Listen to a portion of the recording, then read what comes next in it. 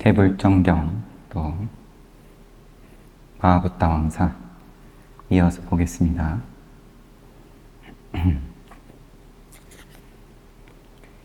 어제 이런저런 얘기가 나왔는데 우선 외살리에 위기가 닥쳐가지고 부처님께 이제 좀 방문을 해 주십사. 부처님께 구조 요청을 한 셈이죠. 부처님께서 오시면은 이 위기가 타개가 될 거다. 극복이 될 거다. 가뭄이 들고 또 그로 인해서 파생이 되는 또 악귀, 그 다음에 풍토병 이런 것들이 유행을 하면서 그러면서 이제 나라가 도시가 망하는 상황으로 가니까 상황이 다급하다. 부처님을 모시자. 그런데 부처님은 지금 마가다국에서 안건하고 계시는데 빈비사라 왕이 책임지고 공양 올리고 있고, 그런데 부처님 내주겠냐? 안거 중인데 또 오시겠냐? 그래도 우리 상황이 이런저런 거 잴 때가 아니다. 그래가지고 부처님을 모시기 위해서 또 그만한 대가를 치렀겠죠. 빈비사라 왕에게. 그래서 5일간 강까지 가시고 또 강 건너가지고 겐지스 강 건너서 3일 가셔가지고 편도 8일 걸리는, 그런데 또 강도 1일 요전하라고 했으니까 네, 배는 걷는 것보다 빠를 테니까 여튼 그래서 이제 8일 걸려서 가시고 갈 때에도 영광스러운 그런 대접을 받으시고 도착해서는 2배로 대접 받으시고 가셔가지고는 외우셨던 파리타가 라타나수타가 보배경이었어요. 어제 이게 생각이 안 나가지고 이제 그러다가 넘어갔는데 보배였어요. 보배경. 그 다음에 망갈라수타가 행복경 또는 축복경, 메타수타가 자비경.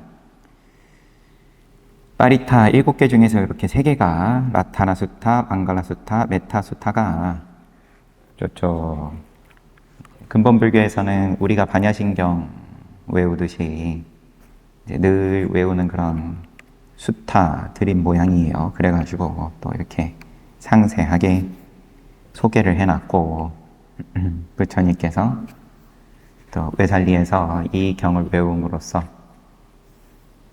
과거, 현재, 미래에 이제 그런 재난으로부터 보호하셨다. 그런 내용 다음에는 이제 비구들이 굉장하다. 부처님께서 돌아오실 때에도 귀한 대접을 받으시고 돌아올 때에는 또 심지어 겐지스강에서 용국에서부터 천상에 이르기까지 순서대로 계속 귀한 그런 영광스러운 대접을 받으시니까 비구들이 거기에 대해서 찬탄을 하니까 부처님께서 전생 이야기를 하시면서 포인트는 나에게 예를 표한 것을 그토록 놀라운 방식으로 나에게 예를 표한 건 붓다로서의 내 영광도 아니고 용이나 천신, 브라만 등의 위력 때문도 아니다. 그것은 내가 전생에 상카 바라문으로 있을 때 지었던 작은 선행에서 일어난 작은 결과에 지나지 않느니라. 너는 그런 거 가지고 모여가지고 설왕설래 할 게 아니다. 작은 원인으로 나타난 작은 결과일 뿐이다. 큰 결과는 당연히 도를 이루어가지고 수다원가부터 아라원가에 이르기까지 눈을 여는 것이 큰 결과인 거고, 그런 영광스러운 용궁에 초대되고 천상에 초대되고 귀한 대접을 받고 그런 거 가지고 너무 들뜨지 말아라. 그렇게 볼 수 있겠습니다. 고개사 욱가세나 이야기, 욱가세나. 당시에 500명의 연예인으로 이루어진 극단이 1, 2년마다 한 번씩 7일 동안 라자가의 왕을 즐겁게 하기 위해 고개를 펼치곤 했다. 1, 2년에 한 번씩 와가지고 500명이니까 작은 규모가 아닙니다. 그들은 그 대가로 엄청난 양의 금과 은을 받았다. 대중이 그들을 치하하는 의미에서 바친 상 또한 헤아릴 수 없이 많았다. 그 무대는 주로 극단 지도자의 딸인 젊은 처녀의 연기로부터 시작되었다. 그녀는 높이 걸쳐 있는 대나무 대 위에서 여러 가지 고개를 펼쳐 보였다. 어느 날 부호의 아들이었던 욱가세나가 친구와 함께 그들의 연기를 즐기고 있었다. 그는 고개사의 딸이 아름다운 손발을 이용해 부드럽게 잡고 펴고 들어 올리는 등 인상적인 고개를 펼치는 것을 응시했다.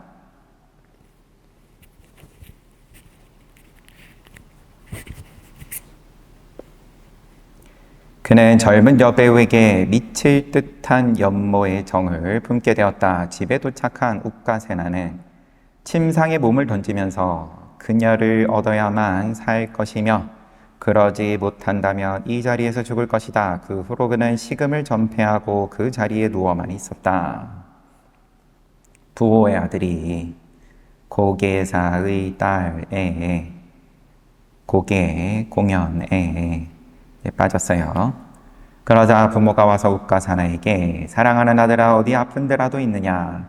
오 존경하는 어머니 아버지 저는 왕궁 무대에서 본 여배우의 손을 잡을 수 있을 때만 살 것이며 그러지 못한다면 이 침대에서 죽을 것입니다. 그러자 부모는 위로했다. 사랑하는 아들아 그렇게 슬퍼하지 말거라. 부유한 우리 종족 내에서 너에게 걸맞은 아가씨를 찾아줄 것이니 적당한 사람 찾아줄 테니까 너무 거기에만 빠져있지 말아라. 그러한 부모의 말에도 욱가세나는 전혀 움직이지 않고 이전처럼 같은 말만 반복하며 침상에 그대로 누워 있었다. 아무리 욱가세나의 아버지가 아들의 마음을 돌려놓으려고 해도 소용이 없었다. 그래서 결국은 친구들에게 고개단의 우두머리를 만나 협상할 것을 부탁했다. 버시여 그에게 내 아들 욱가세나와 그의 딸이 결혼하는 것을 수락하는 대가로 1,000냥을 주겠다고 하시오. 그러나 고개사 우두머리의 답은 이러했다. 내 딸을 주는 대가로 그 돈을 받을 수는 없습니다. 만일 부호의 아들 욱가세나가 내 딸의 손을 잡을 수 없는 이상 살지 못할 것이라고 한다면 그는 우리와 함께 다녀야 할 것입니다. 우리가 어디를 가든 그가 우리를 따라다닐 경우에만 나는 내 딸을 포기할 것입니다. 포기를 안 하는 거죠.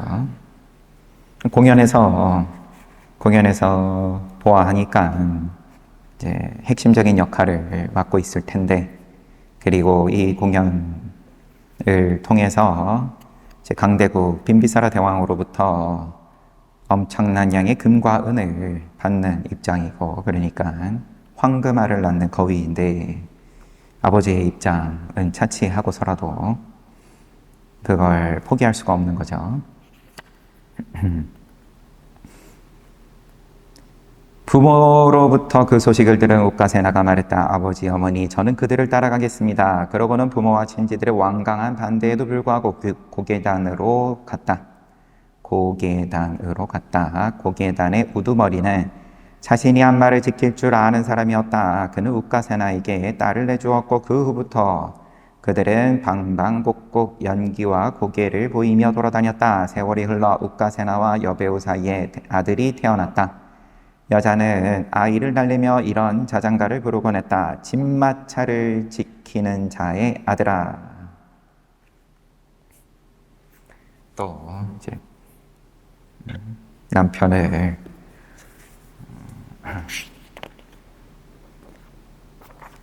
나는 네가 잠들기를 바란다. 사악한 자, 상금 관리자의 아들아. 나는 네가 잠들기를 바란다. 무식한 자의 아들아. 나는 네가 잠들기를 바란다. 제 남편을 이렇게 대놓고 면박을 줘요.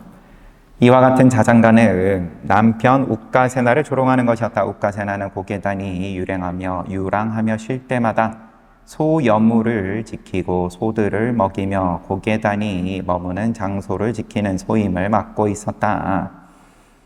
남편이 할 줄 아는 게 부호의 아들이었고 하니까 별로 없었던 모양인지 이러한 잡일을 맡았다.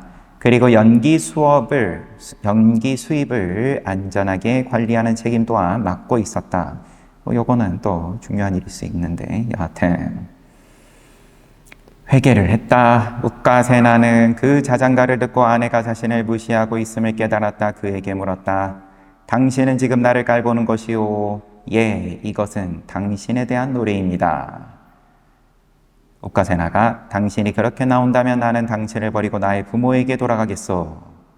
그녀는 조금 더 흔들리지 않은 채 당신이 떠나든 되돌아오든 상관없습니다. 그러면서 우까세나를 화나게 하는 줄 알면서 계속 그 자장가를 불러댔다. 그녀는 자신의 미모와 쉽게 돈을 벌게 해주는 자신의 곡의 기술만 믿고 자만에 빠져 있었던 것이다.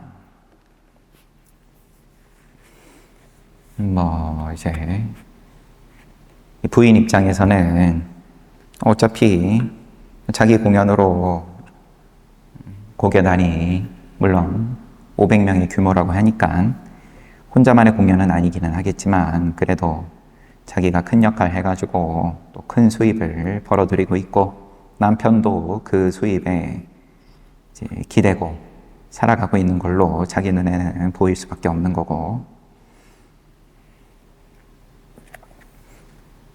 우까세나는 아내의 그러한 행동을 통해 그녀의 자부심은 고개사로서의 훌륭한 솜씨 때문이다 라고 깨달았다. 그래서 자기도 고개 기술을 배우기로 결심했다. 그는 장인에게 자신이 전문가가 될 때까지 고개를 수련할 수 있도록 해달라고 허락을 구했다.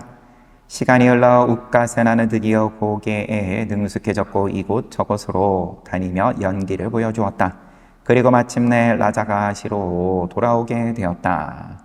마가라국으로 돌아왔어요.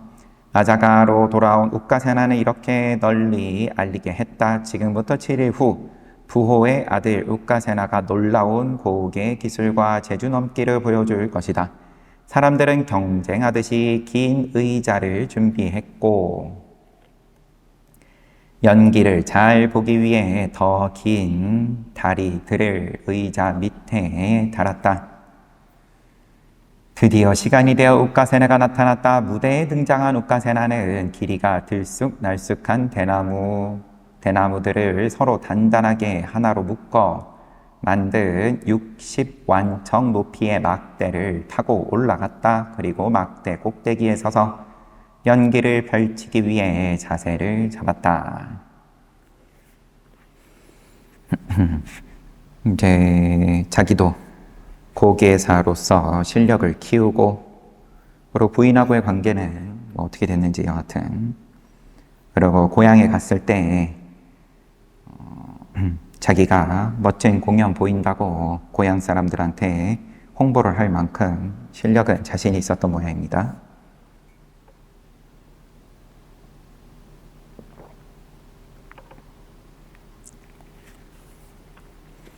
그날 부처님은 새벽이 되기 전에 일체지로 중생세계를 살피고 있었다.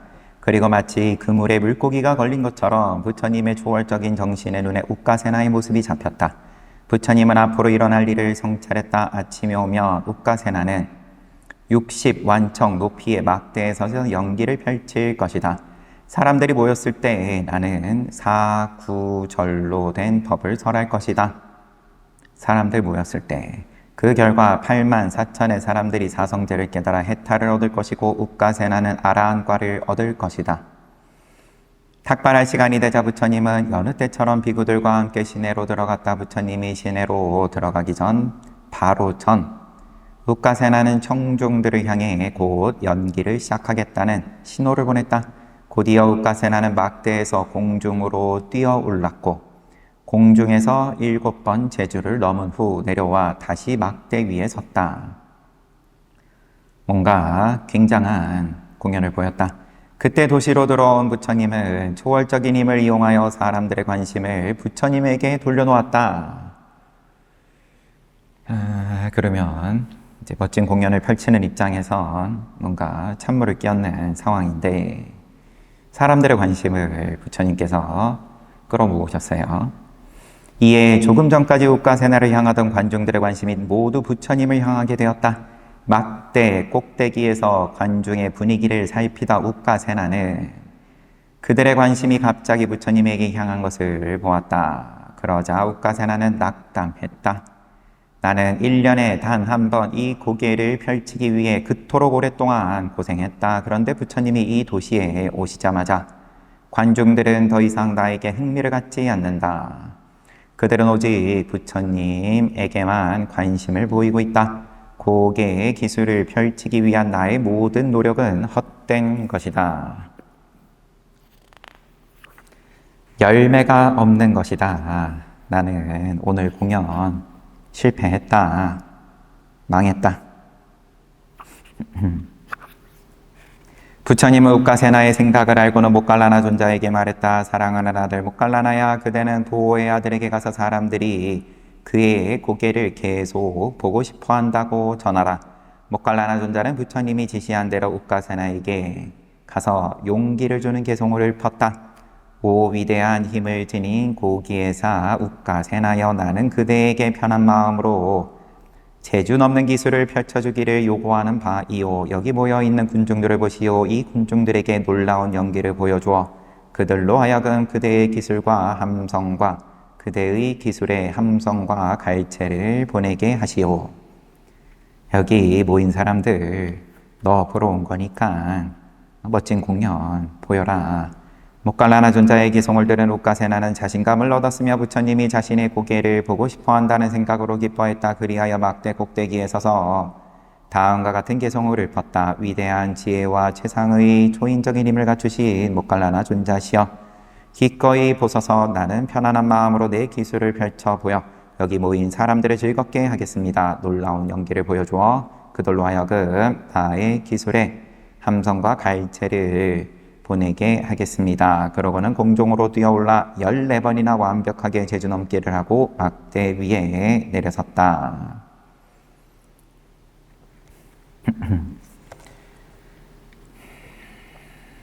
이제 상황을 보면 자기가 공연 보러 갔다가 이제 이 여고기사의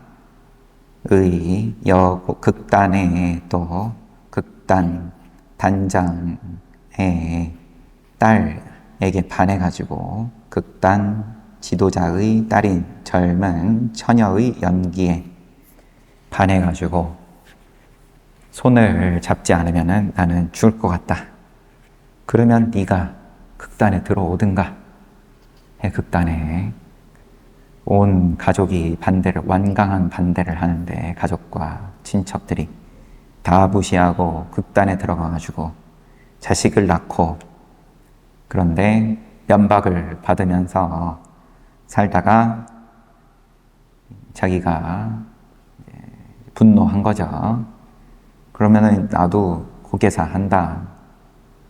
그래가지고 또 실력을 키워가지고 고개사가 되고, 그러고는 이제 고향 땅에 다시 가가지고 자기의 공연을 펴볼 기회가 됐는데 부처님께서 2년 있다 보시고 찾아가니까 사람들이 다 부처님에게 관심이 집중이 되고, 이건 부처님께서 처음 출가하시고 마가다국을 방문하셨을 때 상황하고 조금 비슷한 면이 있죠. 그때 축제의 마지막 날이었고 마가다국에서 사람들이 다 막 수행자가 된 부처님에게 온 시선이 집중이 되니까 그때 역시나 창밖으로 내다보고 있던 젊은 빈비사라 왕이 본인도 관심을 갖게 되고, 축제가 망했다 이렇게 생각하는 게 아니라 본인도 부처님께 호기심이 생겨가지고 대신들 보내가지고 저분 알아봐라 이렇게 이야기가 진행이 된 건데, 지금 이 곡예사 욱가세나의 경우에는 자기가 보여줘야 되는데 이제 이게 흐트러졌으니까 좌절하는데 부처님께서 목갈라나존자 보내가지고 야 그러지 말고 네 솜씨 보이면 된다 응원을 해주시고, 그래가지고 멋진 공연을 펼쳤다. 그러자 부처님은 욱가세나에게 이렇게 말하면서 칭찬했다. 부처님께서 직접 칭찬하셨어요. 사랑하는 아들 욱가세나야, 슬기로운 자는 이미 발생한 오온에 집착하지 아니하고 미래에 일어날 오온에 집착하지 아니하며 지금 일어나 있는 오온에 집착하지 아니한다. 과거, 미래, 현재에 오온에 집착하지 않는다.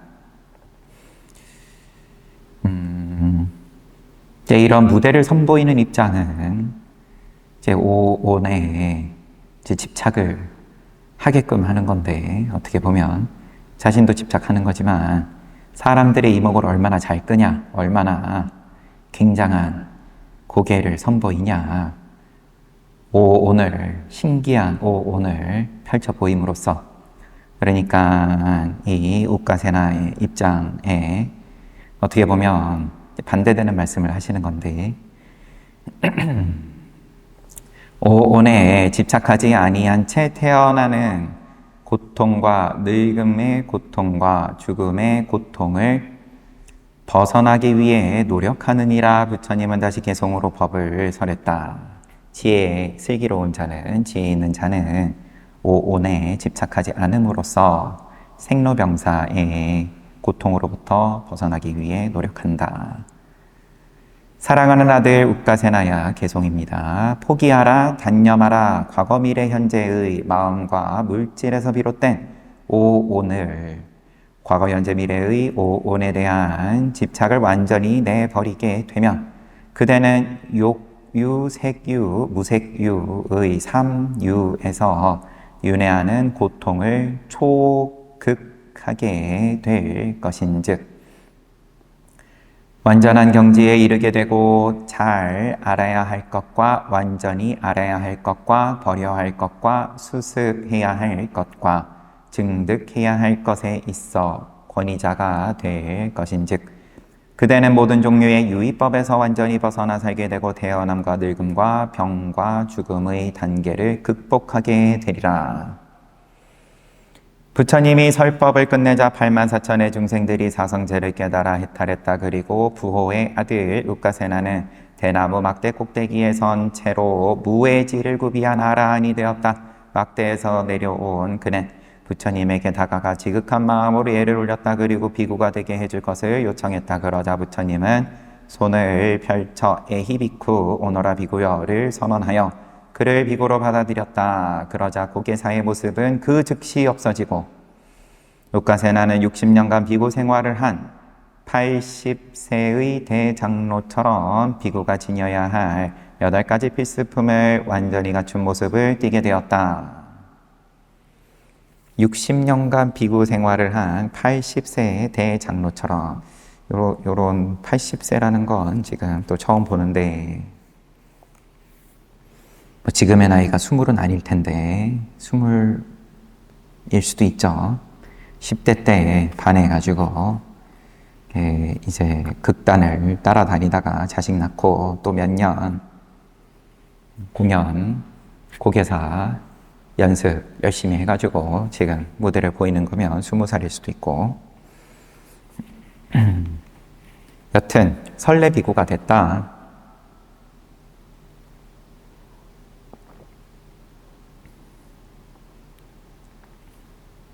비구들의 질문. 비구들이 우까세나에게 물었다. 60완척의 대나무 꼭대기에서 내려올 때 두렵지 않소? 비구들이 이런 걸 물었어요. 궁금했나 봐요. 아니면 60완척 대나무 꼭대기에서 공중제비를 하고 제주 넘기를 하고 이런 게 궁금한 게 아니라 거기서 내려올 때 두렵지 않소?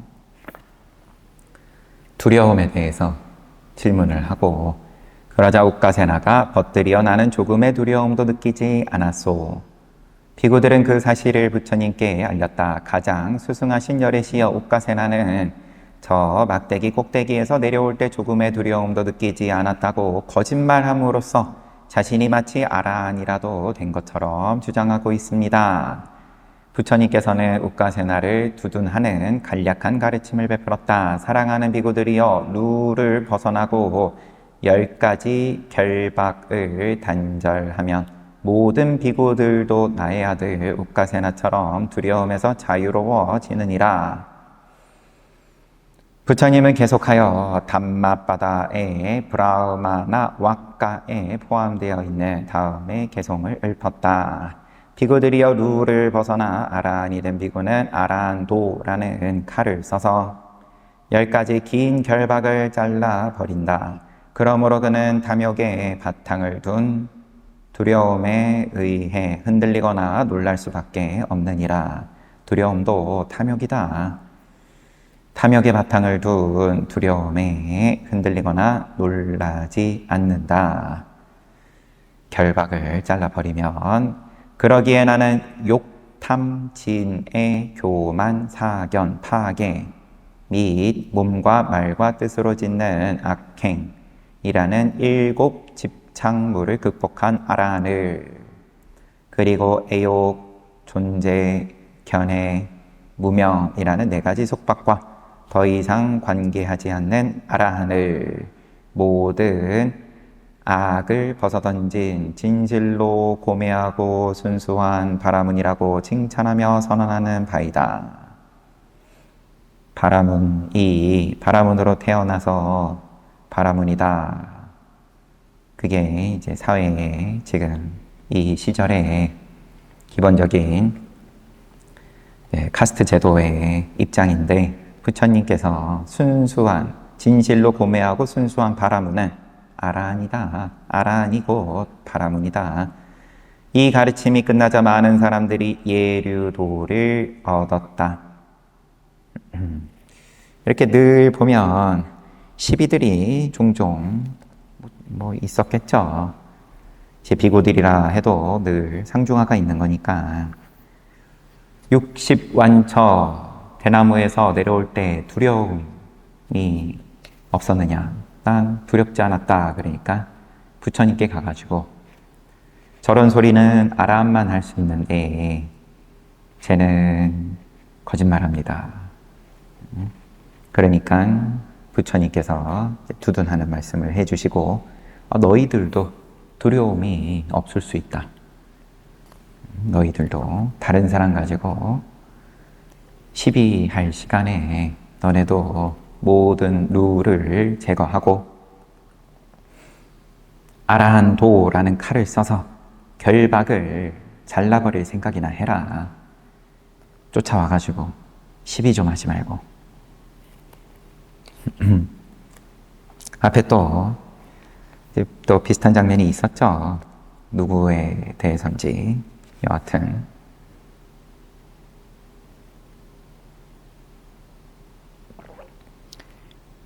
하루는 비구들이 대회당에 모여 우까세나가 아라한을 성취한 것에 대해 논했다.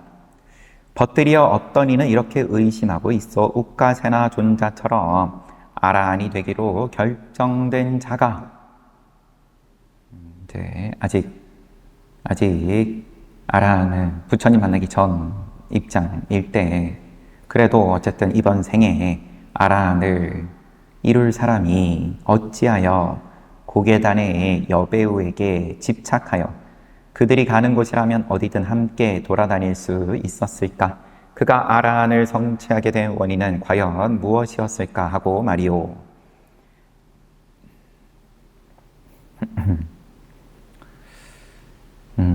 아라한과 도와 과를 이룰 만한 사람이 그러면 어떻게 자기 욕심에 이겨내지 못하고 자기 욕심을 쫓아서 여배우 집착하고 그러고 또 가족과 친척들을 다 버리고 그렇게 갈 수 있냐? 아란에 대해서 그러면 아란이 될 만한 인연은 뭔가 좀 떡잎부터 달라야 된다. 이런 생각이 있을 수 있겠죠. 그때 부처님이 들어와서 비구들이여 그대들 대화의 주제가 무엇이었느냐? 비구들이 자신들이 이야기한 것을 전하자 부처님은 간략히 말했다. 비구들이여 우까세나는 그 스스로가 이 두 가지 사건의 원인이었느니 하나는 그로 하여금 고계단과 함께 엮이도록 한 것이고 다른 하나는 그로 하여금 아라한과를 성취하게 한 것이니라. 이 두 가지 사건의 원인이었다. 스스로가 본인이 원인이었다. 우까세나가 그러면서 상세하게 또 말씀을 해 주시는데 먼 옛날 까사빠 부처님의 유고를 안치하기 위해 탑이 세워졌을 때 바라나시 사람들은 수레에 많은 음식을 싣고서 떼를 지어 몰려와 필요한 노동력을 제공했다. 그런데 탑을 건설하러 가던 중 그들은 시내로 탁발을 하러 가는 대장로 한 명을 만나게 되었다. 까사빠 부처님 입적하시고 반열반에 드시고 그러고 나서 그 요골 또는 사리를 안치하기 위해서 탑을 세우는데 앞에도 이런 장면이 나왔었죠. 과거의 부처님들께서는 사리가 어떠했는지 어떤 분은 하나의 큰 덩어리이고 등등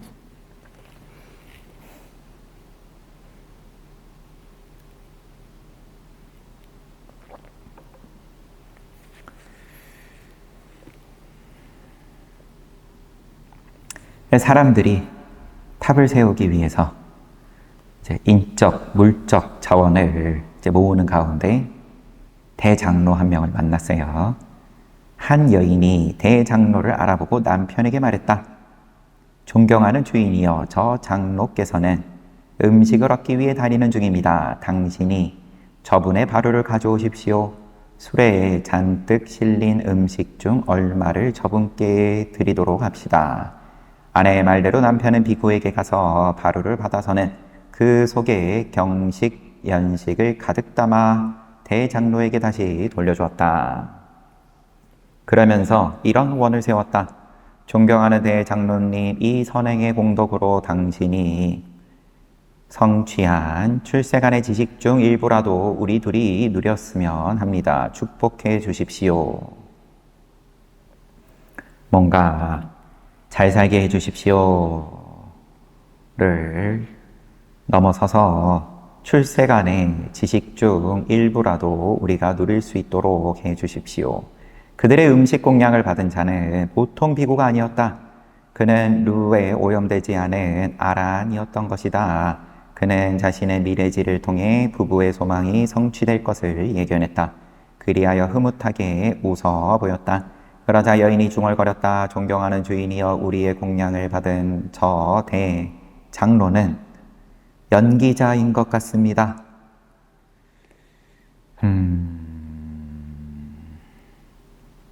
본인이 처음엔 공양 올리자고 해놓고 부인이 뭔가 여하튼 조금 뭐가 못마땅한 건지 이상해 보였는지 쇼하는 걸로 보였는지 그러자 남편이 동의하며 말했다. 그러게 말이요. 그는 연기자처럼 보이요.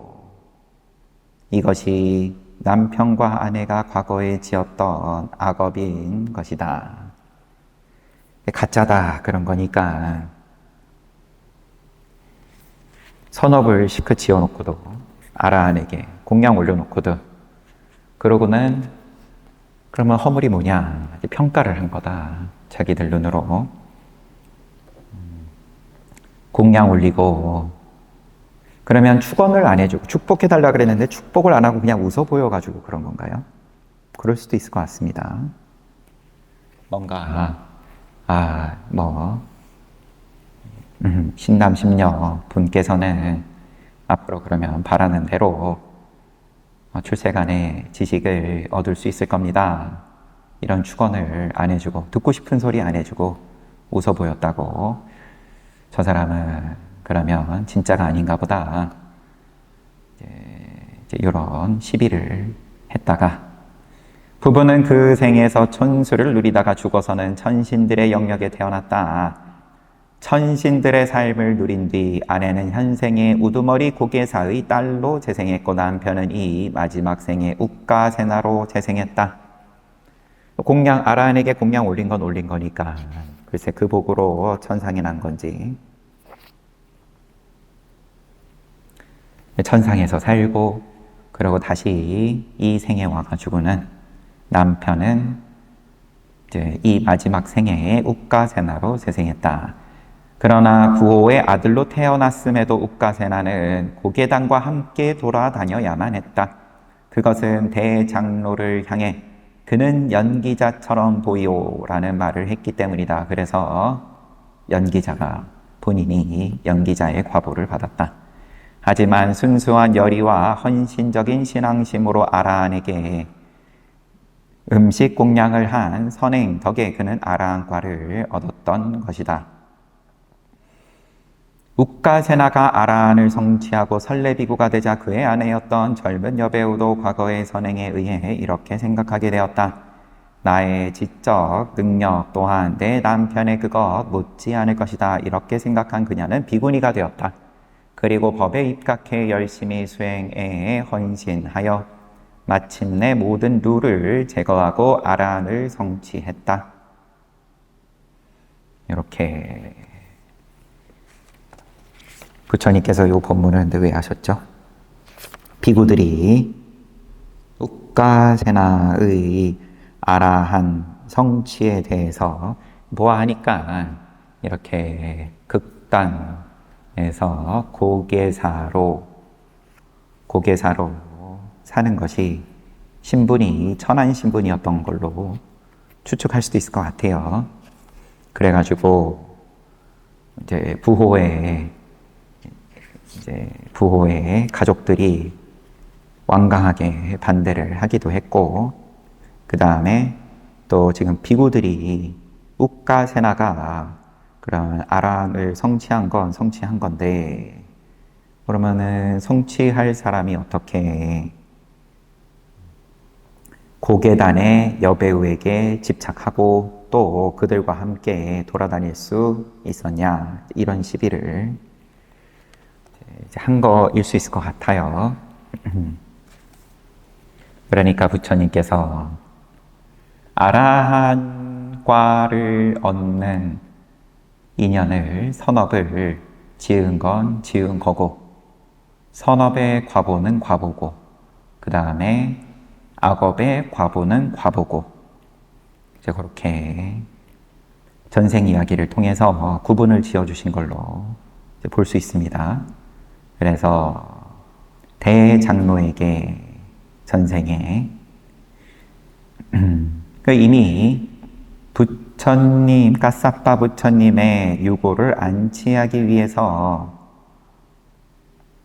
탑을 세울 때 그때 동참을 한 거니까, 그러면 이제 그것부터도 어떻게 보면은 신심에 있는 거고, 그리고 대장로를 보고 알고 봤더니 아라한이었고, 알지는 못했죠.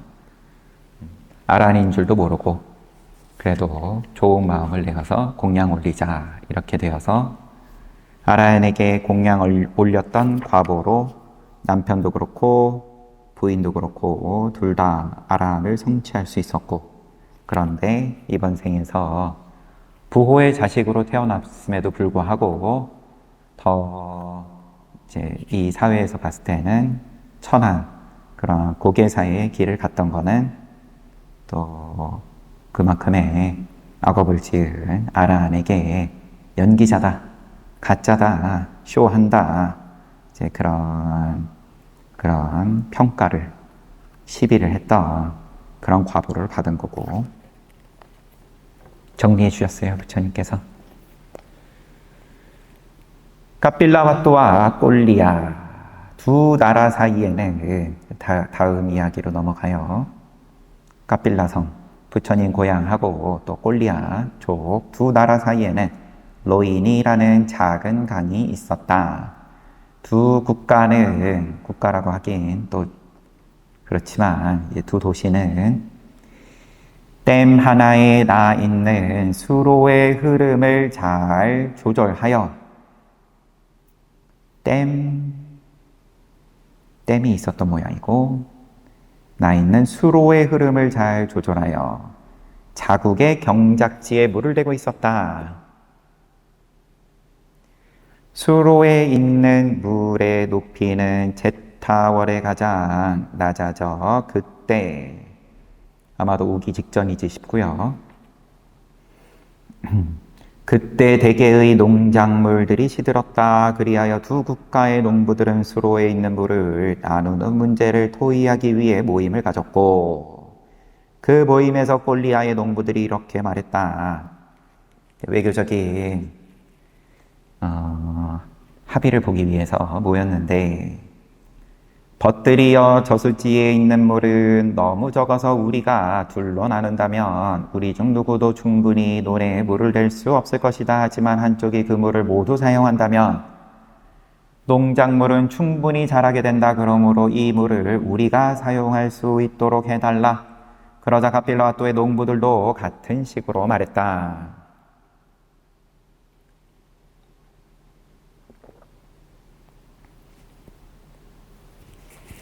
벗들이여 그렇게 하면 당신들이 곡간에 쌀을 가득 채우고 편안한 마음으로 앉아 있을 동안 우리는 금과 은과 보석을 가득 채운 지갑과 들통을 들고 당신들 집을 전전하며 쌀을 구걸해야 한다. 그럴 수는 없다. 우리가 심은 곡식도 똑같이 물을 필요로 하거니와 적은 양이 남아 저수지 물을 대며 모두 대주면 잘 성장할 것이다.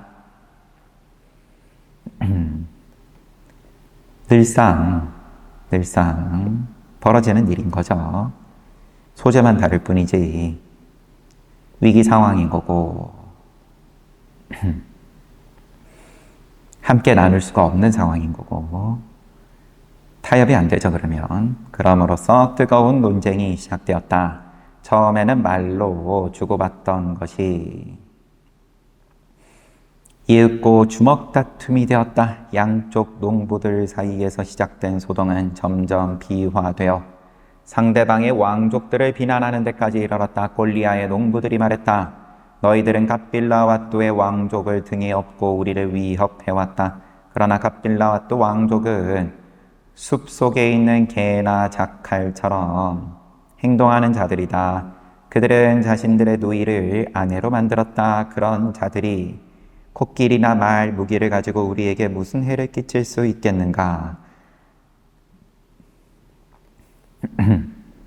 이제 이 삭가족의 시작이 그러하였죠. 앞에서 우리가 이제 보았던 대로 왕의 이름이 뭐였죠?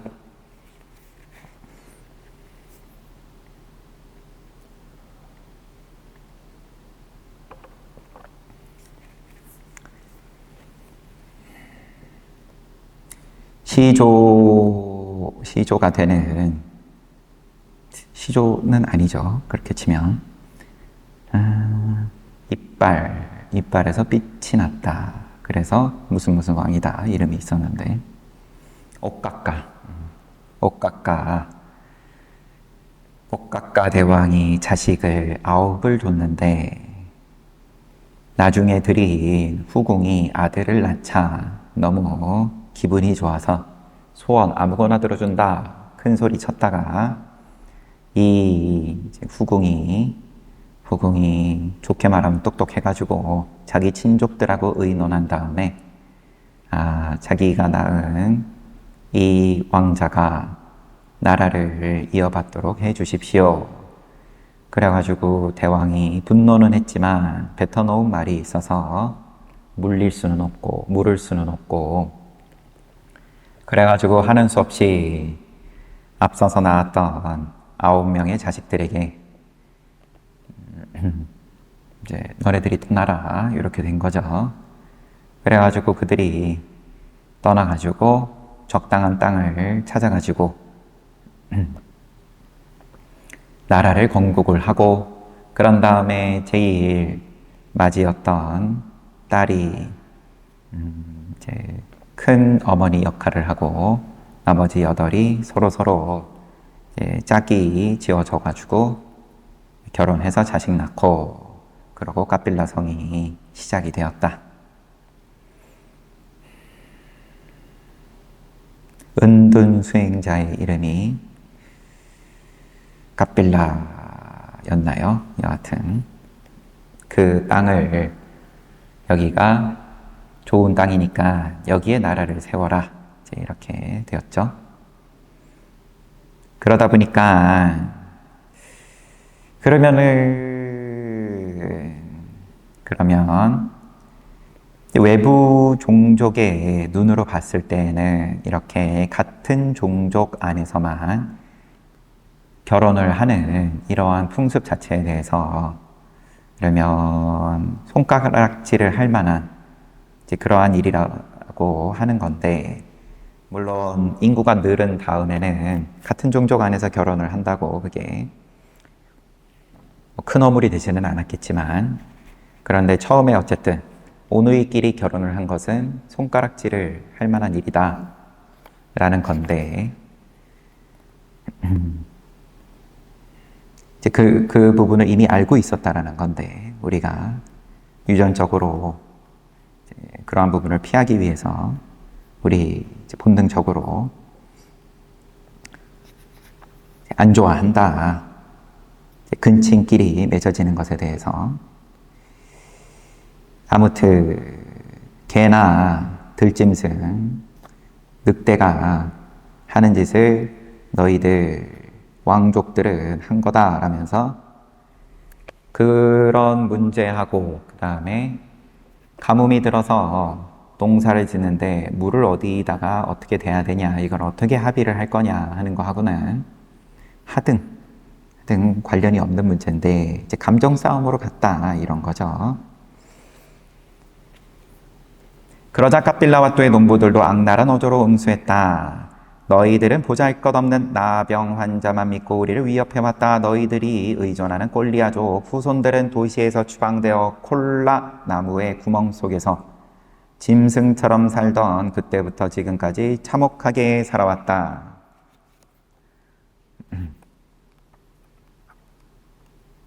주석을 잠깐 보겠습니다. 그냥 출처에 대한 거고. 그런 그들이 코끼리나 말, 무기를 가지고 우리에게 무슨 해를 끼칠 수 있겠는가? 각국의 농부들은 자신들의 도시로 돌아와 농업 대신에게 그 사건을 알렸다. 그러자 농업 대신에 그 일을 그들의 우두머리에게 전했다. 결국 까빌라와또의 석가족은 도시 밖으로 나와 누이의 남편들이 무공을 드러낼 것이다 라며 고함치며 전쟁을 선포했다. 상대편인 꼴리아족의 왕족들 역시 도시 밖으로 나와 콜라 나무의 구멍 속에서 살던 자들이 무공을 떨칠 것이다 라며 전쟁을 선언했다. 그때 부처님은 사와띠의 제따와나 승원에 머물고 있었다.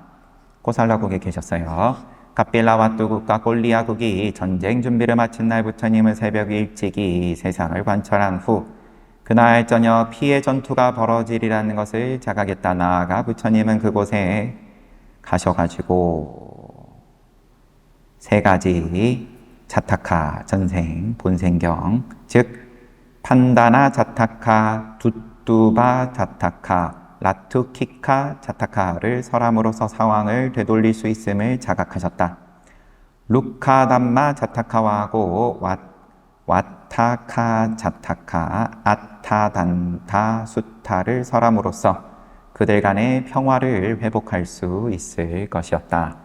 그리고 부처님의 가르침을 들은 석가족과 꼴리아족은 각각 250명의 젊은이들을 승단에 입문하게 할 것이었다. 부처님은 그들을 비구로 받아들여 마하사마야라는 대집회를 절정에 이르게 하리라 라고 생각했다. 부처님께서 새벽 일찍이 보시고 전쟁이 벌어지겠다. 거기 가가지고 요런 내용 설해주면 그들이 전쟁을 멈출 것이고, 또 요런 내용 설해주면 평화가 회복될 것이다. 그리고 그들은 양쪽에서 250명씩 500명의 젊은이들을 승단에 입문하게 할 것이다. 그러면 그들을 이제 비구로 받아들이고 대법회를 열겠다. 이렇게 생각하셨어요. 부처님은 평상시처럼 일찍이 닭발을 마친 후 온종일 향실에서 머물렀다.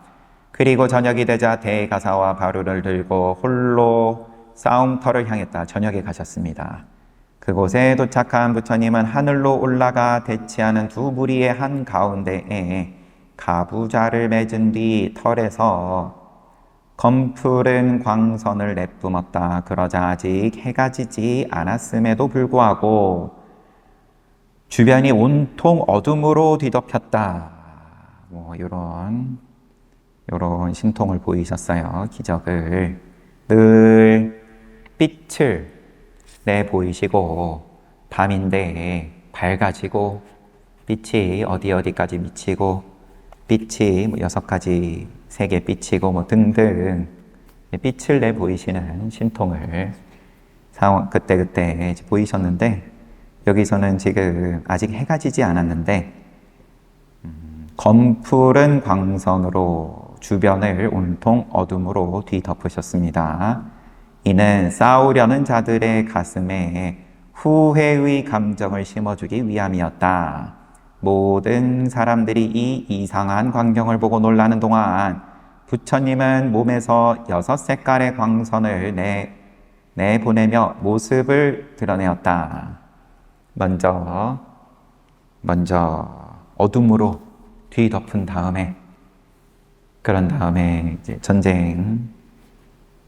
전쟁을 이미 시작을 한 상황인지 대치하는 두 무리의 한가운데에 올라가셨다고 하니까 아직 부딪히기 전이기는 한데, 이제 사람들의 가슴에 후회의 감정을 심어주시고, 그리고 사람들을 놀래키신 다음에, 그 다음에 평상시처럼 6색깔의 광선을 내보이며 모습을 드러내셨다.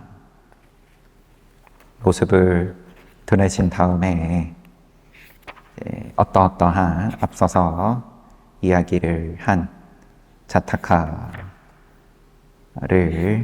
설하셨는지는 이제 또 다음에 보고, 궁금하면 내일도 오시면 됩니다.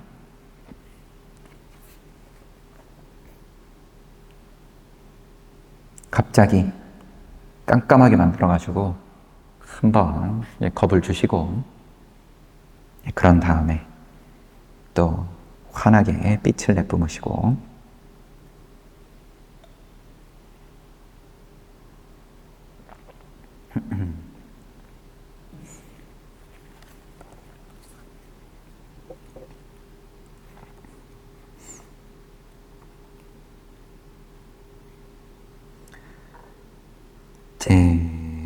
아무튼 교화부 3권 와가지고는 부처님께서 구체적으로 어떻게 누구를 대상으로 교화를 하시고, 어떤 방편을 쓰시고, 또 어떤 법을 설하시고, 그리고 끝이 아니라 거기에 대해서 비구들이 시비할 때도 있고 찬탄할 때도 있고, 그러면 거기에 대해서 전생인연을 드러내 보여주심으로써 또 비구들의 시비나 찬탄이라고 또 무조건 동그라미 쳐주시는 것도 아니고 이제 정확하게 알려주시는 거죠.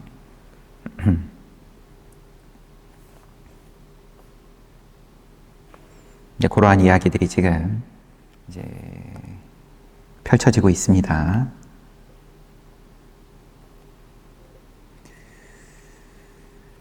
지나가면 근데 또 희미하게만 남아있고 구체적인 거는 또 날아가고 늘 그래요. 다 한 번 들으면은 정확하게 다 기억해야 된다 이런 건 아니지만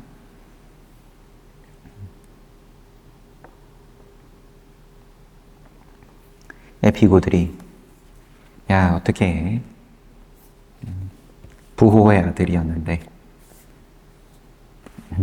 고계단 쫓아가가지고 그러고 살다가 어떻게 아라한이 될 수 있냐.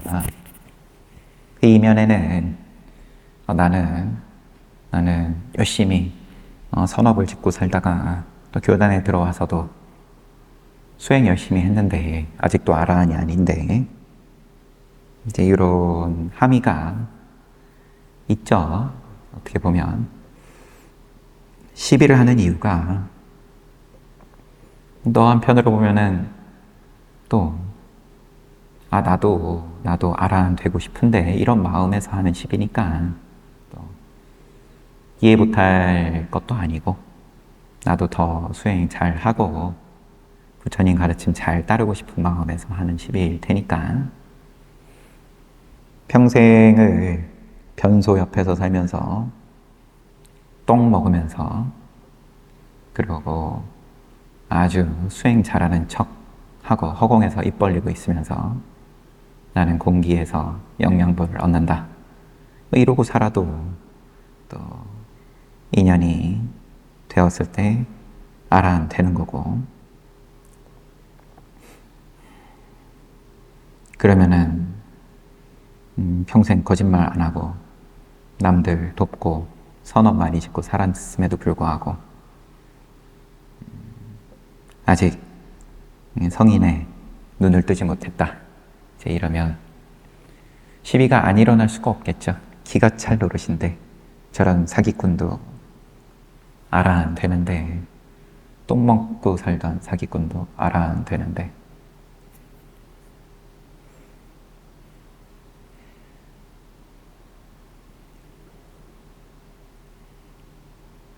그래서 인연은 가지가지다. 부처님께서 전생 인연을 자꾸 보여주는 게 네 눈에 보이는 것만 전부라고 생각하지 말아라. 전생에 집착하라고 전생 이야기 하시는 게 아니라 그러면 과거에 어떠어떠한 선업으로 또 어떠어떠한 악업으로 요게 이어졌는지 부처님께서는 그 부분은 이미 성도하시는 날 저녁, 밤 첫 번째 시간대에 그 공식은 이미 다 파악하셨던 거니까 일체질을 다 깨닫기 전에 이미 그 부분은 끝난 거니까 숙명통으로서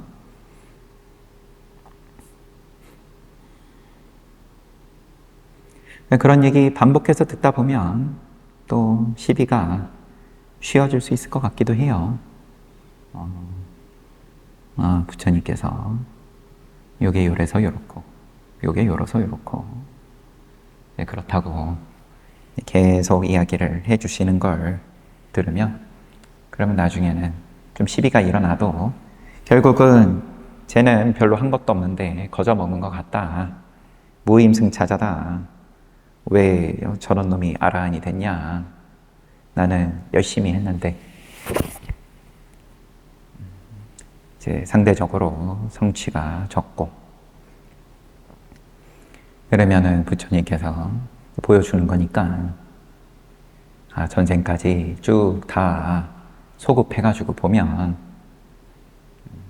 너는 별로 열심히 한 게 아니고 쟤는 지금 보는 건 그래도 또 열심히 해놓은 게 있는 거고, 사아승제 10만 겁 동안 누구도 비교할 수 없을 만큼 열심히 산 입장에서 정리를 하니까, 그러면은 자연스럽게 받아들여지는 거죠. 아무튼 근데 오온으로 이루어진 몸은 이제 시비를 하라고 만들어진 거니까 또 시비는 시비고 우리는 이제 또 공양을 해야 되고요. 오늘도 잘 봤습니다. 공양 맛있게 하십시오.